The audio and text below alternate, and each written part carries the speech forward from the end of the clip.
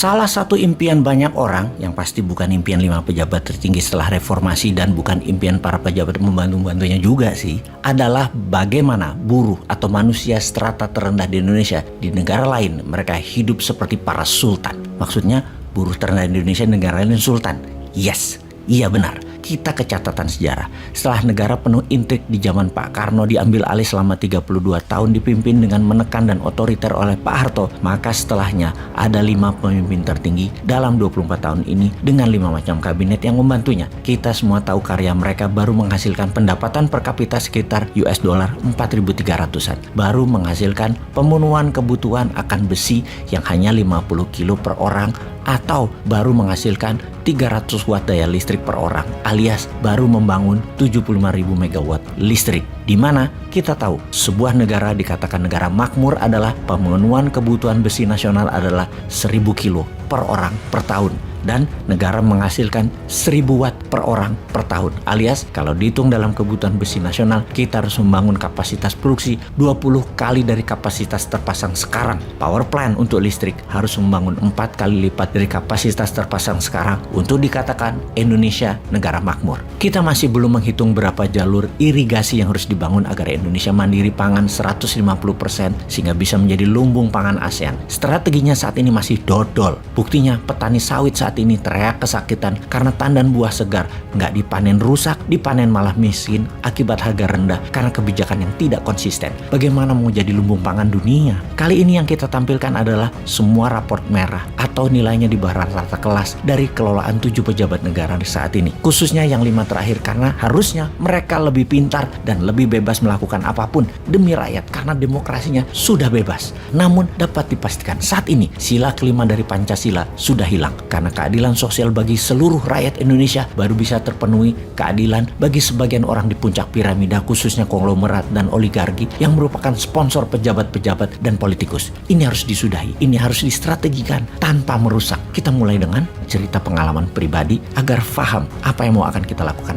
Minggu lalu saya ke Bali. Sebagai seorang yang untuk makan saya memilih tidak memakan makhluk yang dibunuh terlebih dahulu, alias saya bukan pemakan daging. Saya seorang vegetarian amatiran karena baru 10 tahun ini melaksanakannya menjadi seorang vegan atau menjadi vegetarian. Maka untuk makanan, Bali adalah tempat surga bagi saya untuk memilih menu di setiap kafe, restoran, masakan vegan dan vegetarian ada di semua tempat. Suatu sore saya mendapat teman baru di mana saya berdialog panjang dengan mereka karena mereka juga vegetarian. Mereka sepasang suami istri yang sudah tinggal di Bali menikmati pensiunnya selama 4 tahun terakhir ini. Setiap hari hanya menghabiskan waktu berjalan-jalan santai, menikmati hidup. Apakah dia orang kaya sehingga bisa hidup di negara orang dengan berkelimpahan? Mereka berasal dari Norwegia, sebuah negara yang pendapatan per kapitanya adalah 60.000 dolar. Namun dia bukan warga negara berpendidikan tinggi. Dia hanya buruh kasar di penggergajian kayu, sawmill di Norwegia. Gajinya hanya sekitar 30.000 dolaran setahun. Dengan standar Norway, dia bisa dikatakan warga negara kelas bawah. Namun, tabungan dana pensiun di negara Nordik cukup pintar kelolaannya. Bahkan individu seperti dirinya, selain punya dana pensiun juga punya investasi kecil-kecilan. Uang pensiun yang didapat dari asuransi dan tabungan pensiunnya, dia mendapatkan dana sekitar 2.000 sampai 2.500 dolar sebulan. Sebuah nilai kecil dibandingkan dengan rata-rata warga Norwegia yang nilainya sekitar 6.000 dolar per bulan. Dia termasuk kategori miskin.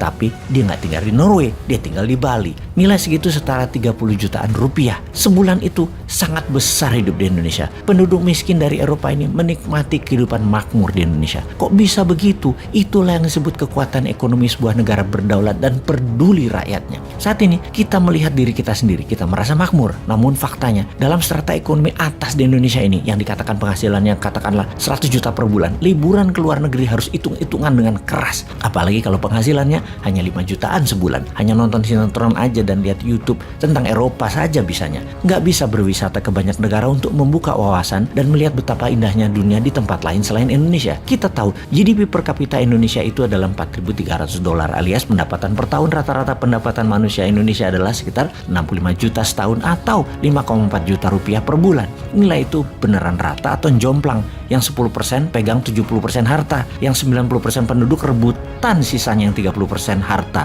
Ada yang berpendapatan 200 juta sebulan dan ada yang nol, tidak berpendapatan, bergantung pada orang lain hidupnya. Sebuah jurang kemiskinan yang sangat ekstrim. Jangan-jangan dari 280 juta penduduk Indonesia yang punya income, yang punya pendapatan, hanya 25%-nya saja alias 70 juta saja orang yang punya pendapatan. Yang 210 juta adalah yang numpang hidup dari 70 juta orang tersebut. Atau kalau ini dikecilkan, satu orang yang kerja untuk menghidupi 4 orang. Apa yang terjadi? Sekali lagi, apa yang terjadi kalau satu orang menghidupi 10 orang? Yang kalau dihitung, yang punya pendapatan hanya 28 juta manusia saja. Berat loh ekonominya kalau bergantung pada satu orang untuk menghidupi 10 orang. Kapan Indonesia pendapatannya bisa 60 ribu dolar per tahun? Kapan Indonesia situasinya membalik? Hingga pada suatu hari kelak, tukang cuci, buruh pabrik, pekerja kasar di Indonesia bisa jadi sultan saat wisata ke negara orang. Apa yang harus kita lakukan? Menurut Bosman nih ya, kunci pertama adalah pertumbuhan ekonomi berdasarkan produksi dengan tidak ada koruptor. Itu kunci nomor 1. Yang nomor 2 adalah menjadikan Indonesia negara hukum atau country of law, bukan country of lawyer. Menjadikan negara hukum yang adil. Siapa yang benar, dia menang. Siapa yang salah, dia dihukum. Kalau negara lawyer, negara pengacara,